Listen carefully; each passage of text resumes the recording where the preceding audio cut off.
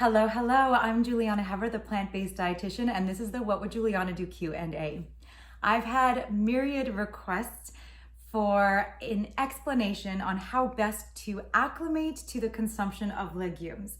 As you know, I highly recommend consuming legumes as a regular part of your diet. It is one of the 6 daily threes because they are so health promoting, and they are one food group that all of the blue zones have in common. The longest lived populations all include legumes in their diet. So they are very, very healthful. And what are legumes? For those of you that may not know exactly, it's a group that includes lentils, peas, all beans, hummus should be a food group, and soy foods like tofu and tempeh. Now, they do have a reputation, as many of you know, and that's why you've reached out to me to speak on this, where a lot of people have gut reactions, let's just say, when they start consuming beans. So there's a strategy. This is normal. This is because your microbiome isn't used to consuming legumes. So the strategy is to be consistent. It's to start every day having one serving of legumes, and it doesn't have to be a lot. Just start with as little as you can, but be consistent. Have it every single day and let your body build up a healthy microbiome. It's going to build up the really health promoting bacteria, and it's going to get rid of the healthy bacteria, will then get rid of the pathogenic bacteria.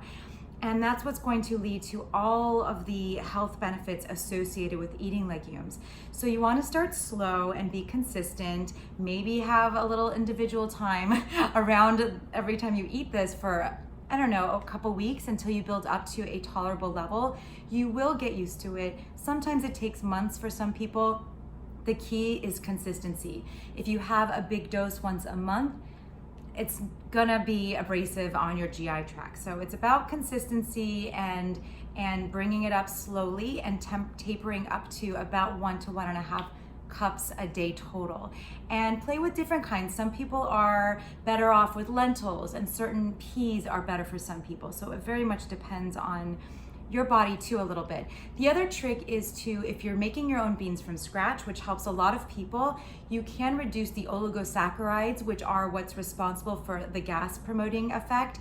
You can soak the beans, you should soak the beans before you cook them. And the other part to that is when you're cooking them, you can add a strip of kombu, which is a sea vegetable, this big, thick strips of sea vegetables that you can find in the Asian section at the grocery store.